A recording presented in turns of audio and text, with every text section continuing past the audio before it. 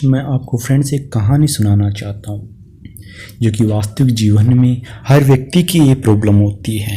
हर व्यक्ति की यही कहानी होती है जो कि आज एक जीवन में एक वास्तविक हो गई है। एक कहानी अपने पति पत्नी के दोनों को बीच संबंधों के बीच भी दरार लाई देती है। एक पति पत्नी काफ़ी खुश थे तथा वो अपने जीवन में बहुत ही ज़्यादा व्यस्त थे। तभी उनके माता पिता ने एक डिसाइड किया कि हम अपने बेटे और बहू से मिलने उनके पास शहर जाएंगे। तो उन दोनों ने काफ़ी खुशी से उन दोनों के पास शहर जाने का निश्चय किया। तो शहर जाने की जैसे ही सूचना बेटे और बहू को मिली तो बहू परेशान होकर बैठ गई कि मैं यहाँ पर अपना खुद का खर्चा चलाने में असमर्थ हूँ और उनका मैं यहाँ पर रख नहीं सकती। मेरे पास वो नहीं रह सकते, लेकिन बेटा अपने माता पिता को कहीं धकेल भी नहीं सकता। एक बेटे की जिम्मेदारी होती है कि वो अपने माता पिता को एक जगह रखे। और जैसे ही माता पिता आए उनके बीच वो झगड़ा चालू हो गया। तो बेटे ने खूब समझाया, अपनी पत्नी को भी समझाया, लेकिन उन्होंने नहीं माना। अपनी माँ को बताया लेकिन वो भी नहीं समझी, क्योंकि माँ एक ऐसे सोचती है कि मैंने अपने बेटे को जन्म दिया है और वो बेटा आज अपनी पत्नी की तरफ बोल रहा है। तो बेटा ये सोचता है कि मैं बोलूँ तो किस साइड बोलूँ। अपनी पत्नी को खूब समझाता है कि तुम एक अपनी माँ की तरह इसे मानो, माँ है ये हमारी, लेकिन वो नहीं समझती।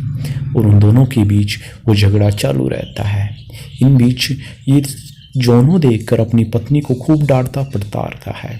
पत्नी से रोज रोज झगड़े करता है कि तुम्हारी वजह से मेरे माता पिता यहाँ दुखी हैं। तुम्हारे कहने पर मैं इन्हें अपने पास नहीं रख सकता, ये हो ही नहीं सकता। तुम अपने माता पिता के पास जा सकती हो, परंतु मैं अपने माता पिता को अपने पास रखूँगा और मैं खुद इनकी सेवा करूँगा।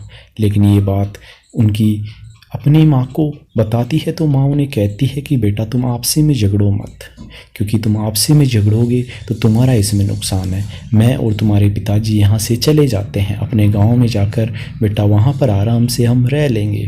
लेकिन बेटा अपने माता पिता को ऐसे नहीं भेज सकता था। उसने अपने माता पिता को मना कर दिया कि आप यहीं पर रहोगे।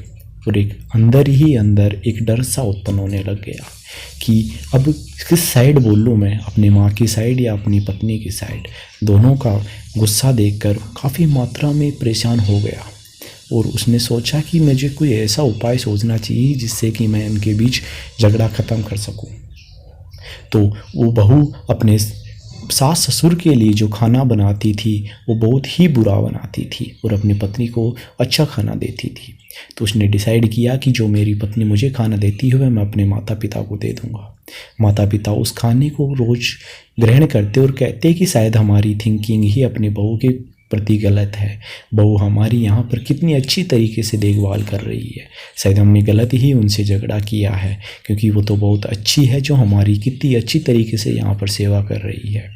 और एक चीज़ यही कहते हैं कि अपने बहू अपने अपने परिवार को छोड़कर हमारे पास आई है तो शायद ये भी कहीं ना कहीं अपनी बेटी समान ही है। और ये सब चीज़ें देखकर वो अपने बहू से जाकर के माफ़ी मांगती है कि बहू मुझे माफ़ कर दो। बहू ये देखकर काफ़ी आश्चर्यचकित हो जाती है कि आज इन्होंने अपनी माफ़ी क्यों मांगी। तब उन्होंने कोई रीज़न न बताते हुए कहा कि बेटी तुमने अपना घर छोड़कर मेरे पास आई हो, तुम भी मेरी बेटी समान हो। ये बात सुनकर बहू काफ़ी प्रसन्न होती है कि मेरे सास ससुर